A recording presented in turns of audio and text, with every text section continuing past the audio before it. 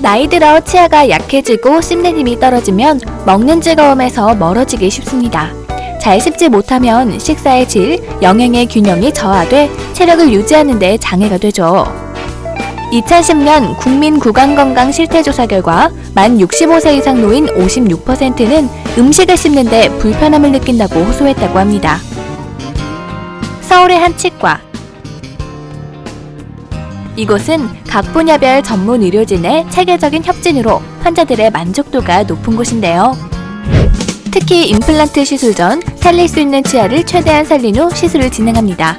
자연 치아를 살리는 것이 치료 시 가장 안정적이고 건강한 구강 상태를 유지할 수 있기 때문이죠. 만성 치주 질환이 있으신 분들은 거의 대부분의 치아가 흔들리십니다. 흔들린다고 해서 무조건 발치를 하는 것은 분명 좋지 않겠죠. 그래서 치주 질환 치료, 잇몸 치료를 먼저 거치게 되면 그렇게 많이 흔들리던 치아들이 감소하는 경우들을 많이 경험하게 됩니다. 안에 염증이 제거가 되면서 새로운 조직으로 대체되면서 치아가 많이 단단해지거든요. 이러면 의외로 발치할 치아들이 줄어들게 되고요. 환자 본인의 치아를 살려드린 경우가 많이 있습니다. 따라서 추후에 식립해야 되는 임플란트 개수를 줄일 수 있기 때문에 환자분의 비용적인 부담도 많이 덜어드릴 수가 있고요. 또 본인의 치아를 최대한 살려드린다는 것이 큰 의미가 있다고 생각이 됩니다. 임플란트는 상실된 치아 부위 턱뼈에 인체에 의한 티타늄 재질로 제작된 임플란트 뿌리를 이식하고 인공 치아를 올리는 시술을 말합니다. 특히 튼튼하고 저장력이 좋아 자연 치아와 유사한 기능과 형태로 회복할 수 있다는 장점을 갖고 있죠. 그런데요, 흔들리고 씹을 수 없게 된 치아를 살리는 것이 가능할까요? 그러기 위해서는 먼저 3D CT를 이용한 정밀 진단이 필요한데요. 개인 상태에 맞춘 치주 치료와 꼭 필요한 임플란트 식립을 위한 것입니다. 치료 계획이 세워지면 레이저를 이용해 심한 잇몸 질환을 2주 동안 치료하는데요. 이때 흔들리거나 염증과 통증이 심했던 치아들을 최대한 회복시키게 됩니다. 치료 전과 후의 차이 보이시나요? 이렇게 살릴 수 있는 치아를 최대한 살린 후에야 본격적으로 임플란트 시술에 들어가는데요. 정밀캠을 통해 임플란트의 위치, 잇몸 속 치조골 상태, 치아 모양과 크기 등 개인이 가지고 있는 다양한 조건을 진단합니다. 그래야 임플란트의 크기와 식립 각도까지 정밀하게 맞출 수 있기 때문이죠. 특히 이곳에서는 최종 보철물을 연결하는 지주대까지 빈틈없이 맞추어 임플란트 치료 후 염증 반응 없이 편하게 사용할 수 있도록 했습니다. 보철물이 완성되면 드디어 잇몸에 식립을 합니다. 씹는 힘을 견디는 강도와 편안한 맞물림이 임플란트의 핵심이겠죠. 임플란트를 식립한 전과 후가 느껴지시나요? 대부분 성인에서 임플란트를 식립하게 되는 경우는 치주 질환 때문에 식립을 하는 경우들이 많이 있습니다. 일단 아직 치아를 발치하지 않은 상태라면 일단은 치주 질환 치료를 통해서 살릴 수 있는지 한 번은 더 고민해 보실 필요가 있고요. 그리고 나서 임플란트를 식립을 하게 되면 대부분 많은 환자분들이 걱정과 고민을 많이 하시게 됩니다. 얼마나 아플까? 또 하고 나서 어떤 부작용, 후유증이 있지 않을까? 이런 걱정, 고민들을 많이 하시게 됩니다. 최근에는 이런 모든 시술이 성공률이 너무나 높아졌고 이런 부작용도 극히 드뭅니다. 그리고 해보시면 생각보다 아프질 않습니다. 정말 시술 시간도 빨리 끝나고요. 오히려 이를 뽑는 것보다 식는 것이 오히려 더 빠르고 통증도 훨씬 덜합니다. 그래서 전혀 임플란트에 대한 두려움을 가지실 필요는 없다라고 봅니다. 그리고 완성이 되면 그 어떤 다른 치아보다 더 편하게 오래 쓰실 수 있는 치료가 임플란트입니다. 그래서 임플란트는 정말 과거에 안 좋았던 치아를 대체하는 데 있어서 정말 좋은 수단이고 또 시술 받고 나면 정말 편하게 쓰실 수 있는 좋은 치료 방법이라고 생각이 됩니다. 무엇보다 임플란트는 부작용에 주의해야겠죠? 원인이 대개 치조골과 삽입한 임플란트가 융합되는 과정에서 발생하므로 정확하고 안전한 임플란트 치료를 위해서는 빠른 시술보다 경과를 지켜보며 차근차근 진행되는 치료가 바람직하다는 점 잊지 말아야겠습니다.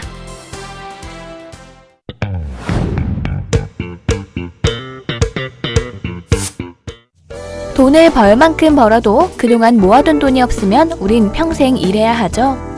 고령화, 사교육비 증가와 주택비용 증가 등 불안한 미래를 떠안는 사람들에게 막연한 돈 모으기 재테크가 한창 인기를 끌고 있습니다.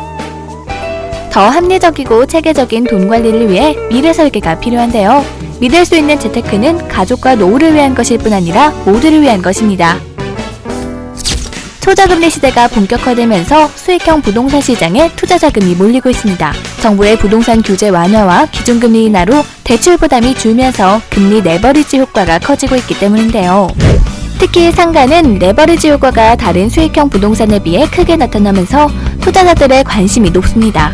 보통 상가는 다른 상품에 비해 대출 규모가 커 금리를 인하하면 그만큼 수익률이 증가하는데요. 2008년 세계 금융위기 이후에 유례없는 초저금리 시대가 도래하였는데 그로 인하여 부동자금이 750조 가량이 된다고 합니다. 그 부동자금이 흐르는 곳이 이제 부동산 쪽에서는 세종시라든지 혁신도시 쪽이 될 가능성이 높은데요. 왜냐하면 부동산은 국지적으로 개발 호재가 있는 쪽은 초과 수익 달성이 가능하기 때문입니다. 근데 그 혁신도시라든지 세종시에서도 우리가 수익형 부동산에 투자를 한다면은 수익형 부동산에는 오피스텔 또는 근린 상가, 즉 상가 투자가 있겠는데요. 특히 광주 전남 혁신도시 오피스텔은 지금 현재 공급 과다 현상이 발생하므로 수익률이 좀 낮아지는 현상이 발생하고 있습니다. 그래서 근린 상가에 대한 투자가 보다 유력하다고 할 수 있겠습니다. 우리나라에는 현재 10개의 혁신도시가 있습니다. 147개 공공기관이 전국 혁신도시로 이전할 계획인데요. 특히 광주 전남 지방의 관공서와 공공기관들이 지역균형 발전을 위해 이전이 추진되면서 인근 분양 물량이 쏟아지고 있습니다. 각종 행정기관 주변 단지는 인구 유입이 꾸준해 안정적인 수요층이 형성될 예정이기 때문인데요. 요즘 큰 주목을 받고 있는 상가 재테크에 대해서 알아보기로 했습니다. 그 중에서도 한 상가 분양 업체를 찾았는데요. 이 상가는 지리적으로도 역세권인데다 광주 전남 최대 규모로서 큰 관심을 받고 있는 곳이었습니다. 그래서 상가를 통한 재테크를 희망하는 사람들로부터 인기가 대단했습니다. 광주 전남 공동혁신도시 메인 상권에 위치한 저희 상가는 한국전력공사와 아파트 단지가 바로 앞에 위치해 있어 그 성장 가치가 높게 평가받고 있으며 혁신도시의 가장 핵심 상권에 가장 큰 규모를 갖추고 있어 앞으로 혁신도시의 랜드마크가 될 것으로 보입니다. 이곳은 광주 전남 최대 규모의 상가답게 지하 1층 주차장과 1층부터 8층까지 근린생활시설로 이루어진 초대형 복합상가였는데요. 지하부터 꼭대기층까지 알차게 다양한 상가가 이곳에 입점되어 큰 즐거움을 줄 예정이라고 합니다. 앞으로 이곳은 광주 전남 지역에 떠오르는 랜드마크가 아닐까 싶은데요. 위치면 위치, 시설이면 시설, 무엇 하나 빠지는 게 없다고 하네요. 많은 이들의 관심을 한몸에 받는 이곳. 상담을 받기 위한 사람들의 발길이 끊이지 않았습니다. 현재 본 상가는 사전 청약 접수 중이며 분양사무소를 방문하여 사전 청약을 진행하실 수 있습니다. 분양금은 계약금 10%, 중도금 50%이며 입점 시 잔금 40%로 구성되어 있습니다. 최근 한전 부지 매각 이슈에 따른 한전 상권에 대한 관심도가 높아짐에 따라 광주 전남 권역의 투자자뿐만 아니라 서울 강남, 수도권 상가 투자자 여러분의 문의가 쇄도하고 있으므로 그 상장 가치가 매우 우수할 것으로 보입니다. 앞으로 이곳에 세워질 예정인데요. 완공 후의 모습이 정말 기대되네요. 전국 10개의 혁신도시 중 한 곳인 광주 전남. 그 중에서도 전라남도 나주에 위치하게 될 한 상가. 여러분도 모두 정확한 정보와 믿을만한 정보를 수집한 후에 재테크에 성공하시기 바랍니다.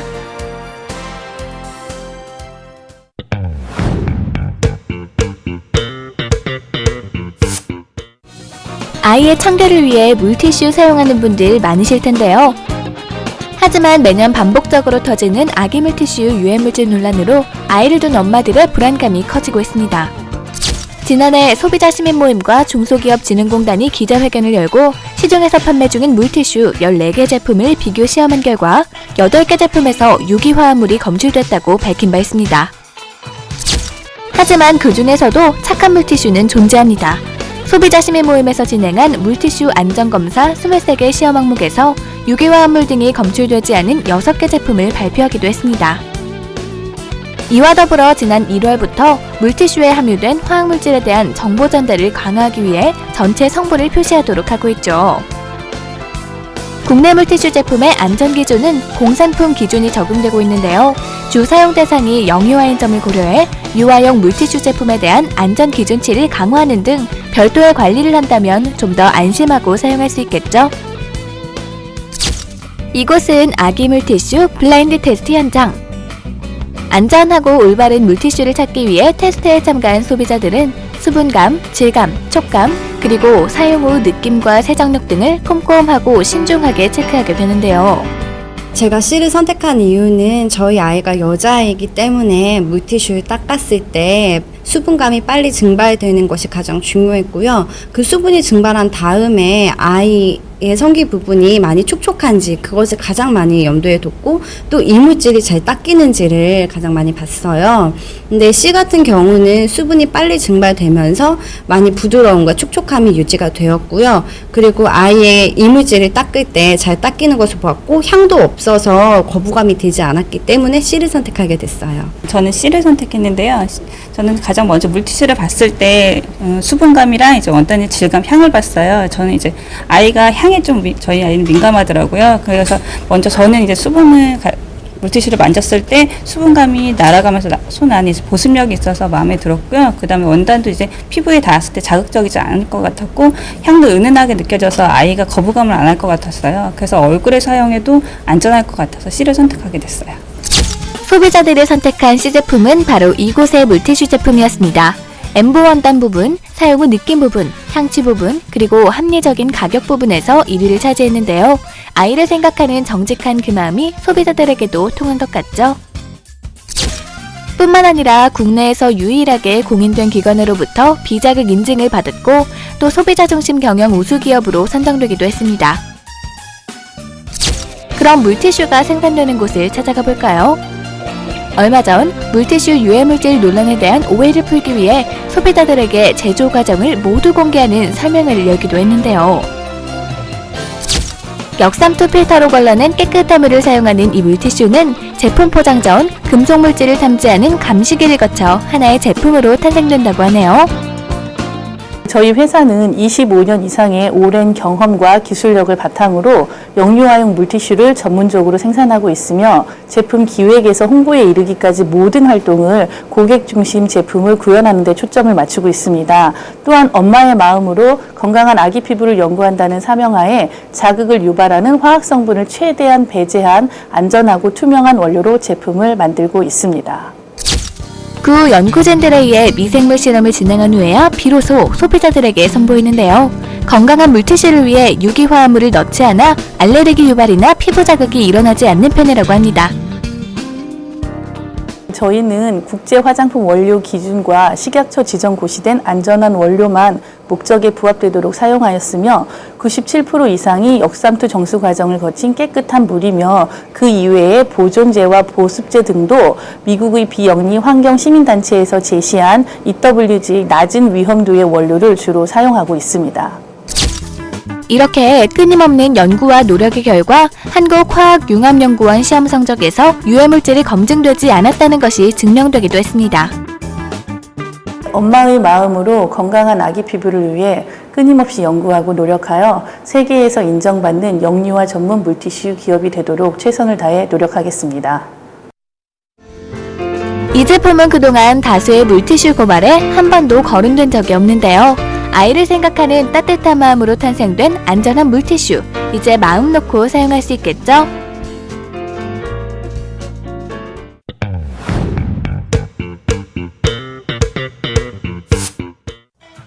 요즘 세계는 에너지 고갈을 우려해 풍력, 수력, 태양열을 이용한 신재생 에너지 개발에 힘을 쏟고 있습니다. 그 중에서도 태양열은 이산화탄소가 가장 적은 신재생 에너지로 꼽히는데요. 이런 태양열을 너무나 사랑하는 한 남자가 나타났습니다. 네, 어서오세요. 태양 없인 못 사는 사나이 최희철 씨입니다. 그런데 갑자기 쏟아지는 빗방울. 밖에 비가 오네. 나는 비가 오는 게 제일 싫은데. 선생님, 왜 비 오는 날이 싫으시죠? 햇빛이 쨍쨍해야 좋지. 앞으로도 비 오는 날보다 햇빛이 쨍쨍했으면 더 좋겠어. 내가 앞으로 태양광 발전소를 하나 할 생각이거든. 네? 태양광 발전소요? 정말 그게 가능할까요? 어떻게 된 영문인지 자세히 들어보기로 했습니다. 여기가 충북 영동. 내가 태양광 발전소를 할 곳이야. 네. 큰 회사도 아니고 개인이 발전소를 갖는 게 가능한가요? 그럼 가능하지. 자신있게 가능하다고 말하는 최희철 씨. 그 궁금증을 해결하기 위해서 저희 제작진도 수소문 끝에 태양열 발전소를 짓는 곳을 찾아가 봤습니다. 네, 지금 뭐 하시는 겁니까? 태양광 전문 회사라고 왔는데 이게 어디에 쓰이는 거죠? 아, 예. 이건 태양전지를 모아놓은 태양광 발전소의 가장 중요한 부품인 모듈이라고 합니다. 여기서 태양광을 받아서 전기로 바꿔주는 장치입니다. 태양광 발전소를 전문 기술 없이 어떻게 개인이 발전소를 운영한다는 걸까요? 태양광 사업이 개인이 할 수 있는 건가요? 예, 개인이 충분히 가능하십니다. 근데 이제 개인이 하시다 보면 과정이나 인허가 절차가 복잡해서 많은 분들이 중도 포기하시는 분들이 많습니다. 최희철 씨도 마찬가지였습니다. 1년 전 우연히 텔레비전을 시청하던 중에 가정용 태양광 광고를 보게 됐고, 가정용 태양광을 집에 설치하면 전기료가 한 달에 1, 2만 원이 절약되는 사실을 알게 된 후 자연스럽게 태양광 발전소에 대해서 관심을 갖게 되었습니다. 나이 들면서 노후도 둘이 항상 걱정하고 뭘 어떻게 해야 되나 그런 얘기도 많이 했는데, 어느 날 갑자기 둘이서 TV를 보는데 뭐 태양열 뭐 발전소가 나오더라고요. 그래서 저기 투자하면 좋겠다는 그런 말을 해서 좀 생소하긴 했는데, 그래도 뭐 시골 가서 뭐 할 것도 없고 크게 없고 해서 그냥 한번 투자해보자고 이제 했어요. 그래서 어차피 우리가 또 부동산 투자 개발 쪽을 일하고 있으니까 아무래도 좀 더 낫지 않을까 싶어서 그냥 적극적으로 지원해주려고 했어요. 많고 많은 노후 대책 중에 태양광 발전소로 노후 대책을 한다는 사실이 놀랍기도 한데요. 과연 어떻게 그게 가능한 걸까요? 태양광 발전소는 특히나 정부에서 신재생에너지 사업의 일환으로 정책적으로 뒷받침해주고 있고, 그러다 보니 안정적이고 미래지향적인 투자처라고 볼 수 있습니다. 특히나 그런 부분을 알고 계시는 분들이 많으시지만, 이런 1년 인허가 과정이나 이런 부분이 복잡하다 보니 접근하시기가 어려운 부분이 있었습니다. 그런 서비스를 저희가 모든 절차들을 대행해주면서 저희가 맡아서 하는 원스톱 서비스가 태양광 발전소 분양입니다. 이런 이유로 새롭게 떠오르는 노후 대책을 위한 재테크 방법으로 관심을 한몸에 받고 있는데요. 기존에 알던 재테크와는 사뭇 다른 분위기죠. 발전되는 양이 최소 99kW인데요. 이것은 약 37가구가 한 달 정도를 쓰는 전기량에 해당되는 수치라고 합니다. 일단은 한국전력에 태양광 발전소에서 공급된 전기를 팔아서 얻는 수익하고, 그 다음에 REC라는 정부 지원금으로 이루어집니다. 그 두 개의 수익이 합쳐져서 상당히 고수익을 얻으실 수 있습니다. 또한 특별한 자연재해가 없다면 발전소의 수명은 최대 30년이라고 하는데요. 정말 대단하죠? 이런 발전소를 짓는 데 꼭 필요한 조건도 있습니다. 토지확보 및 발전사업 허가를 완료함으로써 수분양자들께서 믿고 투자하실 수 있도록 사업의 안전성을 확보하였습니다. 그리고 발전사업 부지는 분양자들에게 등기 이전하여 재산권을 확보할 수 있도록 보장해 드립니다. 또한 태양광 발전소의 가장 중요한 부품인 모듈과 인버터는 업계에서 인정받고 있는 대기업 제품을 사용함으로써 수익에 직결되는 발전소 품질에 만전을 기하였습니다. 자원은 한정된 것이고 사용량이 급증하면서 에너지 고갈의 위기라는 말을 참 많이 듣습니다. 그래서 대체 에너지가 점점 중요해지고 있는데요. 여러분도 이 대체 에너지로 재테크에 성공하시기 바랍니다.